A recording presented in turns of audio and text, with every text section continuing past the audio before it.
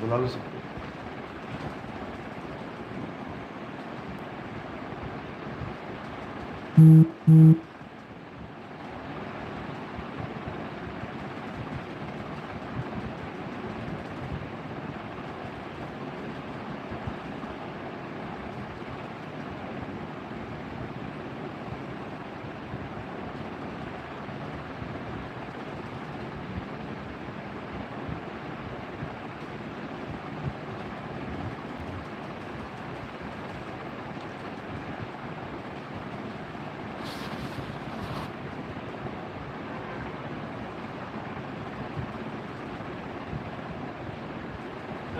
विराट साहब से मिलना हुआ अभी?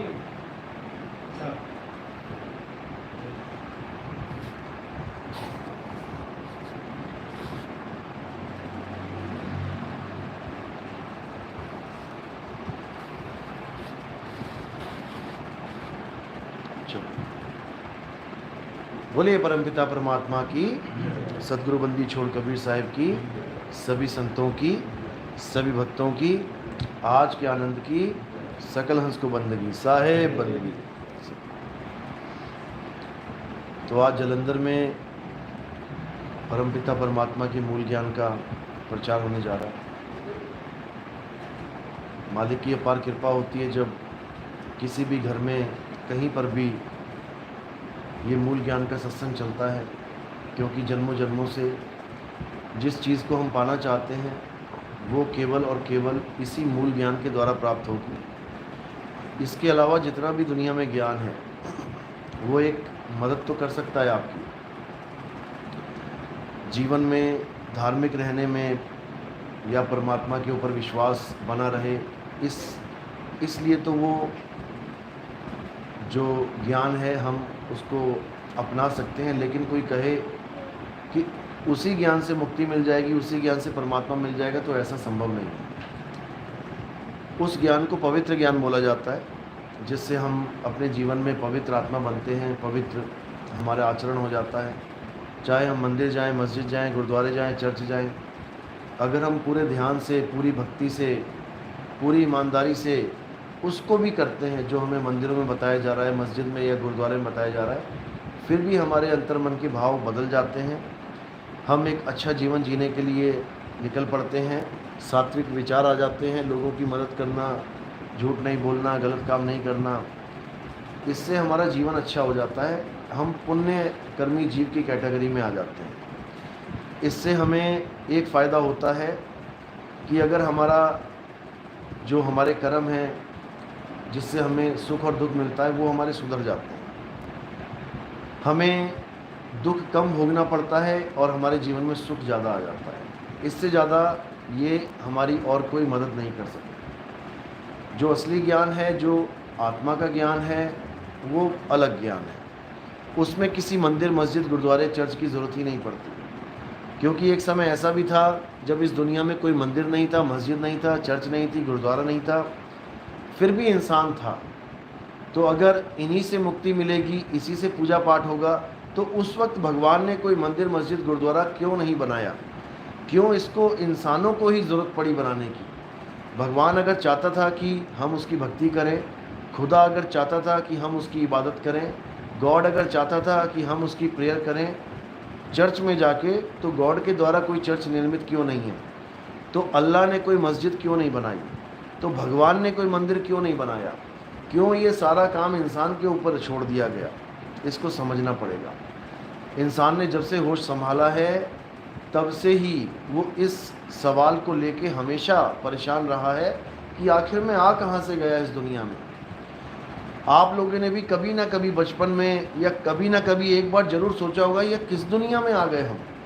इस दुनिया में आने का कारण क्या है? ये इस दुनिया को छोड़ के जाएंगे कहाँ? ये ऊपर आसमान, नीचे धरती, कहाँ आ गए हम? किसने बनाई ये दुनिया? क्यों बनाई ये दुनिया? जब लोग आ रहे हैं, मर रहे हैं, जा रहे हैं, तो आखिर कारण क्या है हमारे आने का? जब मर ही जाना है, परिवार बनाया फिर मर गए, फिर पैदा हुए फिर परिवार बनाया फिर मर गए, फिर पैदा हुए, फिर परिवार बनाया, मर गए। तो अगर मरना ही है तो फिर जीवन दिया ही क्यों जा रहा है? ये सवाल बहुत लोगों का होता है। हमारे सत्संग सुन के सबसे ज़्यादा लोग वो फ़ोन करते हैं कि जो बचपन से हमारे सवाल थे दिमाग में, हमारे सवालों का हर जवाब मिल गया इस सत्संग में। जो शंकाएं थी, जो बड़े बड़े गुरु इसको समाधान नहीं कर पा रहे थे, आपके सत्संग सुन के एक एक बात क्लियर होती चली जा रही है। इसीलिए आज हमारे पीछे हज़ारों लाखों लोग लगे। जब मैंने शुरुआत की थी तो कोई भी नहीं था मेरे साथ, अकेला चलता था। हमारे आश्रम से भी कोई सपोर्ट नहीं मिलती थी, अकेले चलते थे, बसों में ट्रेनों में जाते थे, लोगों से मिलते थे। 2010 से लेके 2016-17 तक मैंने खूब प्रचार किया अकेले के दम पे। लेकिन वही बात है कि एक दिन तुम किसी को गुड़ खिलाओगे और 364 दिन तुम किसी को करेला खिलाओगे तो उसका मुंह कड़वा ही रहेगा, वो एक दिन का गुड़ भूल जाएगा। तो यही दिक्कत थी हमारे साथ। जिसको मैं मिलता था उसका नंबर साल के बाद, 1.5 साल के बाद आता था, क्योंकि मैं पूरे इंडिया में ट्रैवल करता था। मैंने 4 बार भारत भ्रमण किया है। तो यही दिक्कत आती थी कि जिसको एक बार ज्ञान समझाया उस वक्त तो समझ में आता था उसको, लेकिन थोड़े दिनों में और भी लोग मिलते थे और फिर उसी रंग में रंग जाता था। तो यहाँ पर दिक्कत इतनी आती थी कि सोच में पड़ गया कि कैसे प्रचार होगा, क्योंकि हमारे ग्रंथों में क्या लिखा हुआ है, जो हमारे आश्रम के ग्रंथ है उसमें लिखा हुआ है कि जो इस आश्रम का जो ज्ञान होगा ये पूरे संसार में फैलेगा। एक भी देश ऐसा नहीं बचेगा दुनिया में जहाँ पर ये ज्ञान नहीं पहुँचेगा। तो ये मैंने जब 2010 में पढ़ा तो मुझे लगा कि हाँ, ज्ञान भी बिल्कुल सटीक है और इसका कोई तोड़ भी नहीं है, तो मुझे प्रचार करना चाहिए। लेकिन 5-6-7 सालों में अपनी हालत हो गई ख़राब, क्योंकि कोई समझने को तैयार ही नहीं। जिसको समझ में आए भी तो उसको फिर दूसरा रंग चढ़ाने वाले कई मिल जाए। किसी के ऊपर रंग चढ़े भी तो फिर कोई बीमारी में कुछ भी ऐसी हालत हो जाए, लोग उसको मिसगाइड कर दें। तूने देवताओं की पूजा छोड़ दी, तूने भगवान की पूजा छोड़ दी, चल मंदिर में जाके माफ़ी मांग ले, ऐसा कर ले, वैसा कर ले। लोग डर जाते थे बेचारे, मरता क्या ना करता। तो बड़ी मुश्किल हुई। उसके बाद 2018 में हमारा YouTube चैनल बना। तब से लेके आज तक हर जगह झंडे गाड़ रहा है।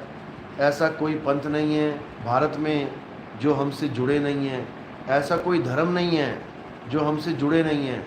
बुद्धिस्ट भी आ गए, जैनी भी आ गए, सरदार जी भी आ गए, मुस्लिम भी आ गए, ईसाई भी आ गए, सब धर्म, हिंदू तो आ ही रहे हैं, चलो नास्तिक भी आ गए जो भगवान को नहीं मानते थे, वो भी आके नाम दीक्षा ले गए। क्या कह के कि जो आप बता रहे हो ये प्रमाणिक ज्ञान है। यानी हम सबको ये कहते थे अगर भगवान है तो हम आत्मा की बात कर रहे हैं। तो आत्मा की बात करना मतलब जो सामने प्रमाणित है। तुम्हारी बॉडी हिल रही है, खा रही है, पी रही, चल रही है, तो आत्मा प्रमाणित है। कोई हमें कहे तुम भगवान को साबित करके दो, देखो तुम्हारा हाथ हिल रहा है, देखो तुम्हारे पैर हिल रहे हैं, देखो तुम्हारी आंखें हिल रही हैं, ये क्या प्रमाणित करता है कि इस बॉडी में आत्मा कनेक्टेड है। और जैसे ही आत्मा का कनेक्शन टूट जाता है तो ये बॉडी एक पत्ते की तरह गिर जाती है। जैसे पेड़ से पत्ता गिरता है ना, गिरा पता भी नहीं लगेगा टेढ़ा गिरा कि सीधा गिरा कि उल्टा गिरा, कहाँ गिरा। ऐसी जब ये बॉडी गिरती है, देखा होगा कितनी आप वीडियोस देख रहे हो, चलते चलते चलते लोग गिर जा रहे हैं, डांस करते करते औंधे मुंह गिर जा रहे हैं, खाते खाते गिर जा रहे हैं, घोड़े पे बैठा बैठा बेचारा शादी करने जा रहा है, घोड़े पे बैठा बैठा ही लुढ़क गया, क्रिकेट खेलते हुए गिर जा रहे हैं, टेनिस खेलते हुए गिर जा रहे हैं, अभी बस ड्राइवर को अटैक आ गया। तो कहने का मतलब ये प्रमाणित है कि जब तक आत्मा बॉडी के साथ कनेक्टेड है, इस बॉडी का बैलेंस भी बना रहेगा, इस बॉडी से सारे कार्य भी सिद्ध हो जाएंगे। और जब आत्मा कनेक्टेड नहीं रही तो इस बॉडी से तुम अपने नाक पे बैठी मक्खी नहीं उठा सकते, ये हाथ तुम्हारा हिल नहीं सकता, उंगली चल नहीं सकती, हिल नहीं सकती। तो ये सब तब होता है जब आत्मा आपकी बॉडी से कनेक्टेड नहीं है। तो कहने का मतलब कि ये जो ज्ञान है ये ऐसा ज्ञान है जो प्रत्यक्ष प्रमाणित ज्ञान है, बिल्कुल प्रत्यक्ष, जिसको हाजिर नाजिर जिंदा राम कहते हैं। हाजिर नाजिर जिंदा राम, यानी जो जिंदा है हमेशा वो मरता नहीं है, और है भी हाजिर। तो साहिर समझा रहे हैं है हाजिर, सुनो भाई साधो गुरु बिन भरम न जासी। यानी वो है हाजिर जिसकी वजह से तुम्हारी बॉडी जिंदा है, जिसकी वजह से तुम्हारे प्राण चल रहे हैं, सांसें चल रही हैं, वही है असली भगवान, और कोई भगवान नहीं है कि तुम किसी कल्पना बैठ जाओ कि कोई राम जी, कोई हनुमान जी, कोई कृष्ण जी वो भगवान है, मेरी मदद करेंगे। अभी कोई तुम्हें एक डंडा मारे तो तुम्हारा हाथ अपने आप ऑटोमेटिकली आगे आ जाएगा। ये कौन सा भगवान लेके आया? ये आत्मा, आत्मदेव लेके आया। अगर ये आत्मा ना हो, तुम्हारे सर पे कोई पत्थर मारे, तुम रोक नहीं सकते उसको। तो कहने का मतलब, आत्मा को ही संतों ने परमात्मा बोला है। आत्मा सो परमात्मा, यानी जब अपने आप को बॉडी ना मानकर आप अपने आप को आत्मा जान जाओ, आत्मा समझ जाओ, तो समझ लो कि अब तुम्हें और किसी भगवान की और किसी गॉड की जरूरत नहीं है, क्योंकि तुम्हारी आत्मा ही परमात्मा है।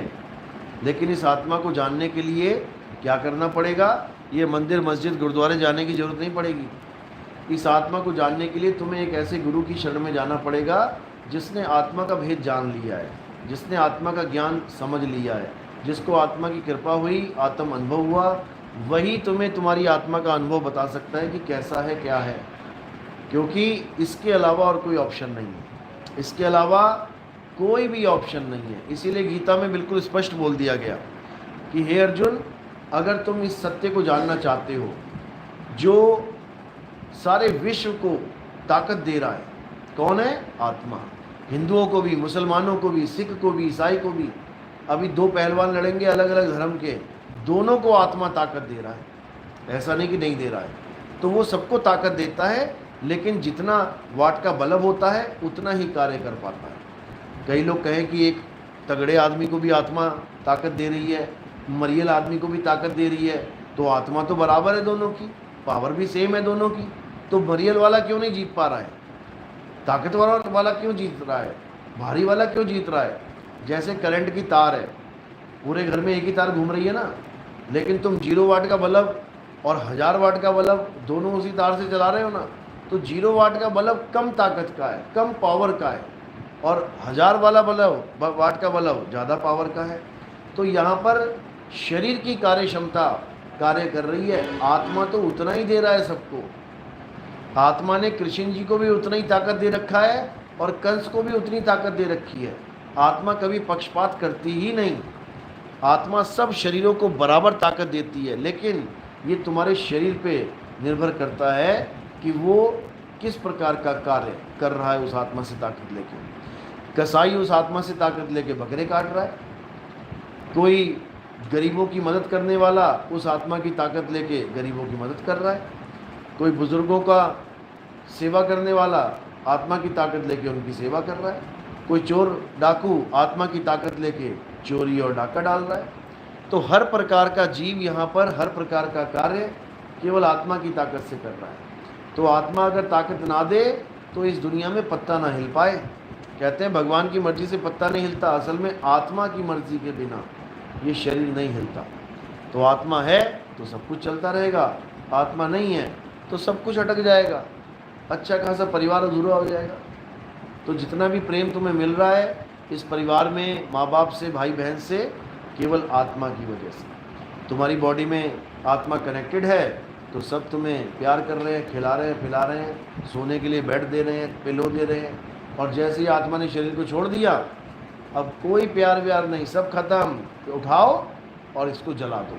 कोई तुम्हें 1 महीने के लिए रखने वाला नहीं है कि कोई कहे कि हाँ 1 महीना रख लूँगा इस डेड बॉडी को, नहीं रखेगा कोई भी। तो कहने का मतलब आत्मा है तो सब कुछ है, आत्मा नहीं तो कुछ भी नहीं। इसीलिए सब संतों ने आत्मज्ञान का जिक्र किया है। पत्थर पूजा, मंत्र जाप, हवन यज्ञ, नदियों में स्नान ठीक है, कर सकते हैं। कब तक? जब तक तुम्हें आत्मज्ञानी गुरु नहीं मिल गया तब तक। खूब करो, खूब पूजा पाठ करो, खूब हवन करो, यज्ञ करो, खूब नदियों में स्नान करो, जाओ, श्रद्धा बना के रखो भगवान के प्रति, बुरे कामों से तौबा करते रहो और अच्छे अच्छे काम करो। लेकिन जब आत्मज्ञानी गुरु मिल जाए तो इसको बिल्कुल वैसे छोड़ दो जैसे तुम 12वीं क्लास पास करके कॉलेज में जाते हो और अपना 12वीं का स्कूल बैग, 12वीं की किताबें, 12वीं की कॉपियाँ सब छोड़ देते हो। इस प्रकार आत्मज्ञानी गुरु मिल गया तो सारे मंत्र जंतर तंत्र हवन सब छोड़ दो, सारी पूजा पाठ नमाज सब छोड़ दो, सारी प्रेयर्स जितनी भी कर रहे हो तुम अरदासें लगा रहे हो सब छोड़ दो, और क्या करो, केवल एक काम करना है, अपनी आत्मा को जान लेना है। तो गुरु क्या करेगा, गुरु तुम्हें एक विधि बताएगा, तुम्हें एक तरीका बताएगा, तुम्हें सत भक्ति का सत सिमरण का तरीका बताएगा, और जितने भी गलत तरीके तुम इस्तेमाल कर रहे हो सबको छुड़वा देगा। उसका काम ही यही है। गुरु का क्या काम होता है, तुम्हारी हर गलती का सुधार करना। इंसान हर जगह गलती करता है, किसी को झाड़ू पोछा नहीं आता ठीक से लगाना, उसको डांट पड़ती है मम्मी पापा से, कैसे काम कर रहे हो। किसी को सब्जी बनाना नहीं आता, डांट पड़ती है, इतनी बड़ी हो गई सब्जी नहीं बनानी आती। तो जितने भी काम आप कर रहे हो कहीं ना कहीं कोई ना कोई गलती आप कर देते हो, तो गुरु का काम है उस गलती को सुधारना। तो सारे काम दुनिया के भी गलत हो जाते हैं, और सबसे बड़ी दिक्कत कहाँ है, भगवान की पूजा में गलती जब हो जाती है, तुम गलत पूजा पाठ करना स्टार्ट करते हो, सारी उम्र वही करते रह जाते हो, वो गलती इतना ज़्यादा पक जाती है कि तुम्हें वो गलती ही सही लगने लग जाती है। यानी कोई इतना झूठ बोले, इतना झूठ बोले, झूठ बोल बोल के उसको झूठ ही सत्य लगने लग जाए, वो हाल हो चुका है हमारा। पत्थरों की इतनी पूजा इतनी पूजा इतनी पूजा कर डाली हमने कि अब हमें पत्थर ही भगवान दिखाई देने लग गया। लेकिन ये सत्य नहीं है, पत्थर पत्थर है, भगवान भगवान है। पत्थर कभी भगवान हो ही नहीं सकता, इसलिए सब संतों ने पत्थर पूजा को मना किया। इसका मतलब ये नहीं वो तुम्हारा दिल दुखाना चाहते हैं कि तुम्हारी श्रद्धा पत्थर में टिकी है, तुमने ऐसे कैसे बोल दिया, हमारी तो श्रद्धा पत्थर से है, पत्थर ही हमारा भगवान है। संतों को इससे कोई मतलब नहीं है कि तुम्हारा दिल दुख रहा है कि नहीं दुख रहा है। संतों का काम है सत्य बताना, उनका काम है सच बतलाना, क्योंकि अगर तुम्हें ही सच नहीं बताएंगे तो तुम्हारा जन्म बर्बाद हो जाएगा, तुम झूठे में जन्म खो दोगे अपना। इसलिए संत हमेशा सच बता के गए। इस सच बताने का उनको बहुत बहुत मुसीबत भी आई है। इस सच बताने के चक्कर में उनको जहर पिला दिया गया, सुकरात को जहर दे दिया गया, मीराबाई को जहर पिला दिया गया, 9वीं पातशाही की गर्दन काट दी गई, बहुत से संतों को जला दिया गया, क्रूस पे चढ़ा दिया ईसा मसीह को। उन्होंने क्या बोला, यही बोला कि मैं परमात्मा का पुत्र हूँ, मैं परमेश्वर का पुत्र हूँ, तुम्हें सही रास्ता दिखाने आया हूँ। परमेश्वर को पाना चाहते हो तो आत्म खोजी बनो। उन्होंने यही बोला कि परमात्मा कोई आदमी नहीं है, परमात्मा क्या है, होली स्पिरिट। आज भी ईसाई देखोगे, जाओगे जब आप प्रोग्राम में किसी ईसाइयों के, वो होली स्पिरिट को याद करते हैं, जिसको हम लोग पवित्र आत्मा कहते हैं। पवित्र आत्मा आ जाओ, मेरा उद्धार करो, पवित्र आत्मा आ जाओ, सारे संसार के दुख हरो, पवित्र आत्मा आ जाओ। किसको बुला रहे हैं वो, पवित्र आत्मा को।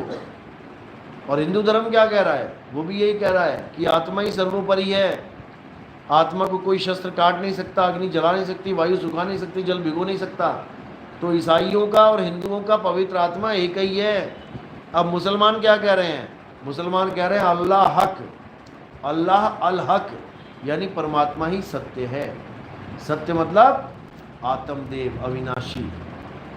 तो अल्लाह अल हक कहना ऐसा मान लो जैसे हम अल्लाह को याद करें, भगवान को याद करें, परमात्मा को याद करें। लेकिन अल्लाह अल हक से अलग एक और आवाज आई, अनल हक। ये किसने बोला, ये उसी अल्लाह के उन नबियों ने बोला, उन मुर्शिदों ने बोला, उन गुरुओं ने बोला जिन्होंने अपनी आत्मा की खोज करी। ईसा मसीह ने भी ये बोला, I am son of God, मैं परमेश्वर का पुत्र हूँ। लेकिन जब उसने खोज करी अपनी, तो उसने क्या बोला, I and my father are one, मैं और मेरा परमात्मा, मैं और मेरा पिता एक ही हैं। हमारे हिंदुओं में भी ये बोला गया।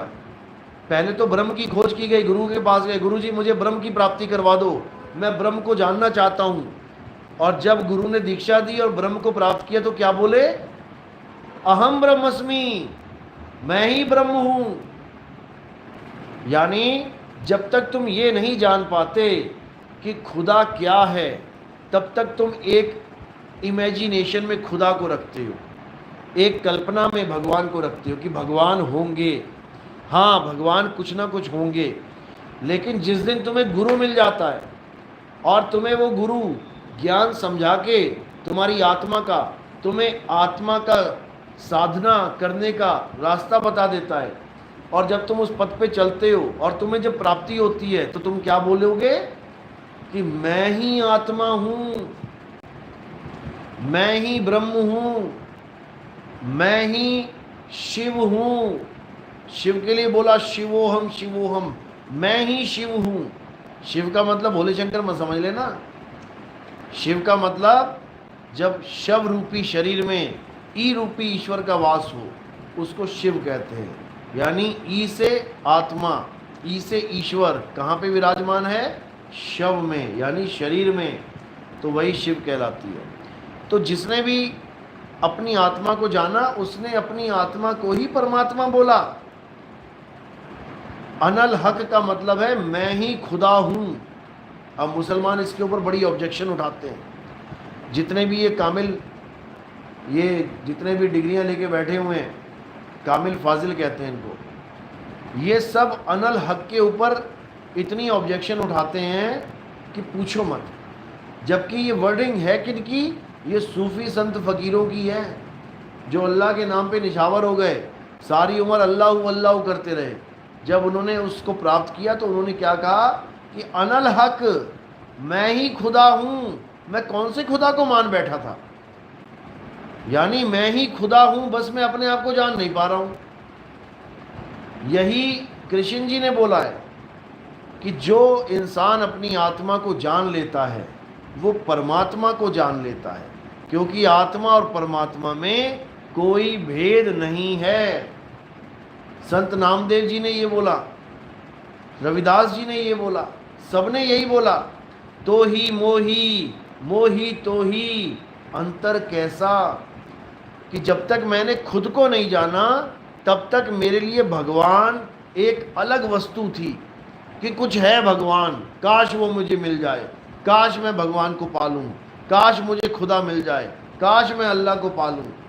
लेकिन जिस दिन मुझे गुरु मिला और मैंने अपनी आत्मा को जाना, तब मुझे समझ में आया कि मैं ही खुदा हूँ, मैं ही अल्लाह हूँ, मैं ही शिव हूँ, मैं ही ब्रह्म हूँ, सब कुछ मैं ही हूँ। मैं ही हूँ का मतलब ये शरीर में समझ लेना कि ये शरीर सब कुछ है। ये शरीर तो एक गर्दन पे तलवार पड़ी तो पता नहीं कहाँ जाएगी गर्दन उड़ती हुई। किसकी बात चल रही है? आत्मा की, जिसे तलवार काट नहीं सकती, जिसे अग्नि जला नहीं सकती, जिसे वायु सुखा नहीं सकता, जिसे जल भिगो नहीं सकता। क्या है वो? आत्मा है। उसी आत्मा की महिमा कृष्ण जी ने गीता में गाई। हे अर्जुन, जो अपनी आत्मा में रमण करते हैं, जो अपनी आत्मा में तृप्त हैं, जो अपनी आत्मा में संतुष्ट हैं, उनके लिए कोई धार्मिक कर्म कर्तव्य लागू ही नहीं होता। उनको किसी मंदिर मस्जिद गुरुद्वारे जाने की जरूरत नहीं, उसको किसी पूजा पाठ हवन यज्ञ में शामिल होने की जरूरत नहीं, उसको किसी भी प्रकार का आडंबर करने की जरूरत नहीं, कोई दिया अगरबत्ती नहीं, कोई व्रत उपवास नहीं, कुछ करने की जरूरत ही नहीं है। वो बिल्कुल जुदा हो जाएगा संसार से। तो बिल्कुल स्पष्ट बोला गया है, लेकिन कोई समझता नहीं, इसलिए दिक्कत आती है। लोग भरमते हैं, एक दूसरे को ऊंचा नीचा दिखाने में लग जाते हैं, जबकि ऐसा कोई इंसान नहीं है जो एक दूसरे से बराबर ना हो। आत्म दृष्टि से देखोगे तो सब एक ही हैं, सब में वो आत्मा विराजमान है। घट घट मेरा साइया सुनी सेज न कोय, और बलिहारी व घट की जिस घट प्रगट होए। यानी आत्मा तो सब में विराजमान है, लेकिन कह रहे बलिहार जाते हैं उस घट की। यानी धन्य धन्य वो जीव है जो आत्मा को प्रकट कर ले अपने इस जीवन काल में। तो कैसे प्रकट होगी? जब तुम्हारा ध्यान संसार से हटके आत्म तत्व में लगेगा, तब वो प्रकट होगी। नहीं तो ऐसे प्रकट नहीं होती। पूरा काम तो करेगी, सारा ज्ञान तो देगी, सारा ताकत तो देगी, लेकिन प्रकट नहीं होगी। यानी बोध नहीं होगा कि वो है क्या। चीज़ तो तुम्हारे पास है और पूरा अनुभव भी करोगे तुम उसकी ताकत का। हाथ हिलेगा, कान हिलेंगे, पैर हिलेगा, आँख चलेंगी, सब कुछ होगा, लेकिन उसका अनुभव नहीं होगा। जैसे करंट में तुम 24 घंटे रह रहे हो घर में, ताकत तो करंट पूरी दे रहा है, पंखा भी चला रहा है तुम्हारे लिए, बत्ती भी जला रहा है तुम्हारे लिए, हीटर, गीजर, प्रेस, चूल्हा सब कुछ चला रहा है करंट।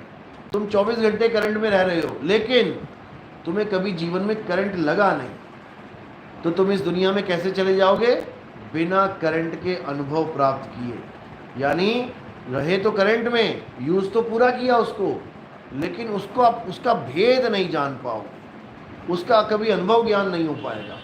तो फिर क्या होगा? दोबारा उसी करंट के अंदर आ जाओगे, बैठे हुए कमरे में। लेकिन एक बार अगर आत्मा का ज्ञान प्राप्त हो जाए, उसके बाद तुम्हें कभी जीवन में किसी भी शरीर में आने की जरूरत नहीं पड़ती। क्यों? क्योंकि ये सूरत फिर आत्मा में ही लीन रहती है, ये किसी शरीर को धारण नहीं करती, क्योंकि इसको आत्मा में रहने का इतना आनंद मिलता है, जिसके लिए साहिब ने बोला, जिस मरने से डर जग डरे मेरे मन आनंद, और मरने पर ही पाइए पूर्ण परमानंद।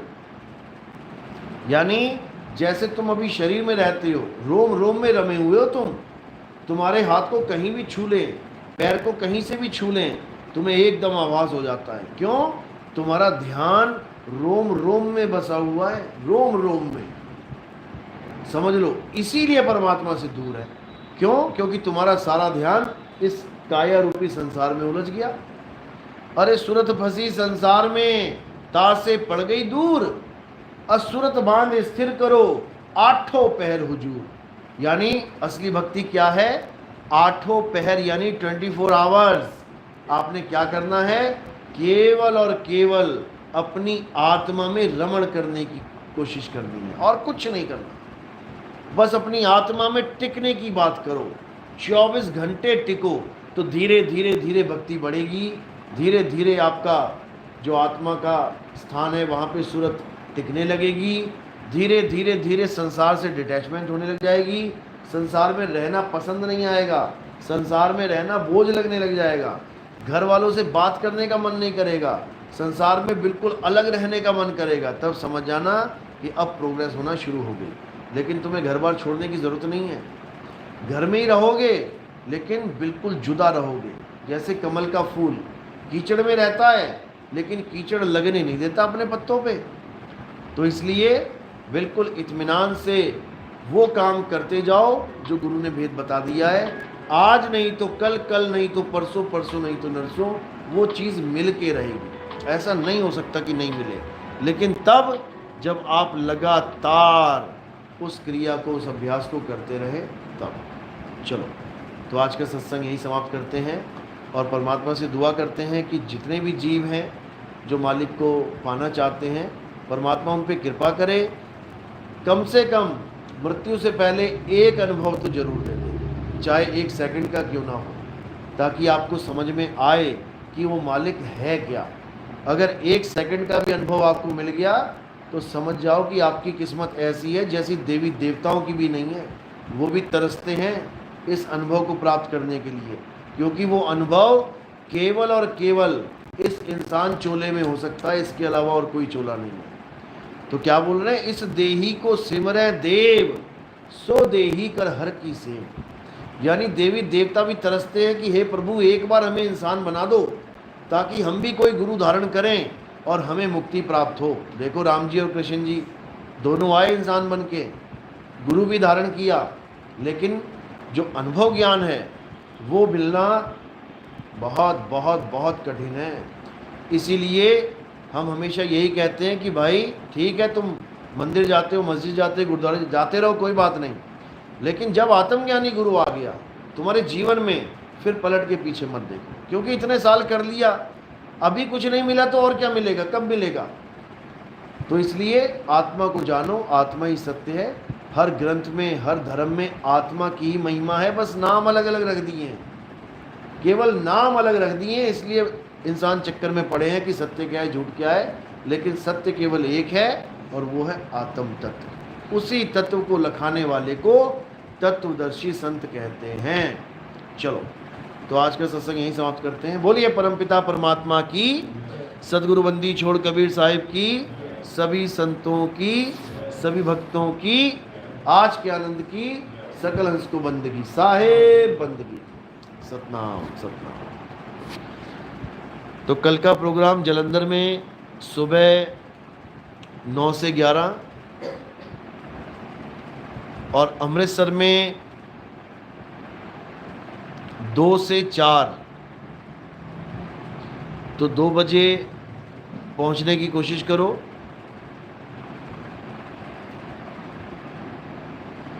वैसे टाइमिंग 4 से 5 की दे रखी थी शायद, लेकिन जल्दी आने की कोशिश करो क्योंकि मैंने आगे निकल जाना है।